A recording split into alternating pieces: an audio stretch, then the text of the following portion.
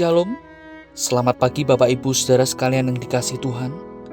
Sebelum kita akan beraktivitas pada hari ini, mari kita datang kepada Tuhan. Sebab hati yang mau dekat dan melekat pada Tuhan, itulah yang menjadi sumber kuat kita. Sebelum kita membaca dan merenungkan firman, mari kita berdoa. Bapa yang baik, kami mengucap syukur untuk kasih setia-Mu. Engkau Allah tidak pernah membiarkan kami berjalan sendiri. Saat kaki kami goyah, Engkau ada untuk menggandeng kami. Dan bahkan saat kaki kami lemah tak berdaya, Engkau tidak segan menggendong kami. Tuhan, sejenak kami mau merenungkan firman-Mu. Tolong kami untuk memahami dan melakukannya di dalam kehidupan ini. Demi Kristus, kami berdoa dan bersyukur. Amin. Saudara, saya mau ajak kita sekalian untuk melihat Mazmur pasal 22 ayat 12 sampai dengan ayat 21. Tetapi saya hanya akan membacakan ayat 19 sampai 21 saja. Dan inilah yang menjadi fokus kita pada hari ini. Demikian firman Tuhan. Tetapi Engkau Tuhan, janganlah jauh. Ya kekuatanku, segeralah menolong aku.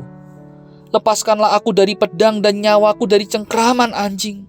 Selamatkanlah aku dari mulut singa dan dari tanduk banteng. Engkau telah menjawab aku.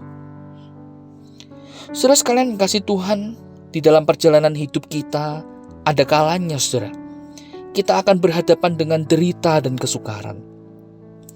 Laksana perahu kecil yang diombang-ambingkan taufan badai di lautan tak berujung. Saudara, hidup kita pun bisa demikian. Seolah-olah hidup kita dipermainkan oleh keadaan yang ada. Nah saudara, saat semua itu terjadi, sangat mungkin saudara bagi kita akan merasa, kenapa ya Tuhan itu kok terasa jauh sekali dalam hidup kita. Seolah-olah Tuhan itu meninggalkan kita sendirian berjuang menghadapi taufan badai hidup ini. Kita berseru-seru kepadanya, minta pertolongan Tuhan. Tetapi seruan kita bagaikan angin lalu. Tuhan serasa diam. Ia tidak bergeming sedikit pun dan membiarkan kita begitu saja. Sejuta tanya muncul. Tetapi ada dua pertanyaan yang paling bergema dalam benak pikiran kita. Mengapa hal ini terjadi? Dan kenapa semua ini terjadi padaku? Saudara, di balik dua pertanyaan itu sebenarnya tersimpan endapan perasaan di dalam hati kita. Kita terkejut, tidak menyangka. Ada kekecewaan, ketakutan, kesedihan. Mungkin kita marah ataupun putus asa. Dan masih banyak yang lainnya, saudara. Saudara, gambaran semacam inilah saudara yang dihadapi oleh Daud. Dan ia curahkan saudara di dalam Mazmur ini. Sehingga kalau kita mau melihat Mazmur pasal 22 ini secara keseluruhan, kita bisa menemukan bahwa Mazmur ini adalah jeritan hati Daud di tengah keadaan yang mendesaknya, yang menghimpitnya. Ia ada di penderitaan yang panjang tak berujung. Bahkan saudara, Daud merasa amat dekat dengan maut. Di tengah situasi ini saudara, Daud sudah berulang kali siang dan malam ia berseru kepada Tuhan. Tetapi seakan-akan Tuhan menolak dan meninggalkannya sendirian. Nah saudara, ketika ada di situasi yang seperti ini, saudara, situasi ini dapat menggoda siapa saja. Untuk apa saudara? Untuk jatuh di dalam jurang keputusasaan. Namun saudara, di sini kita melihat Daud memberikan kita teladan dan pelajaran yang indah bagi kita. Apa itu saudara? Mari kita lihat.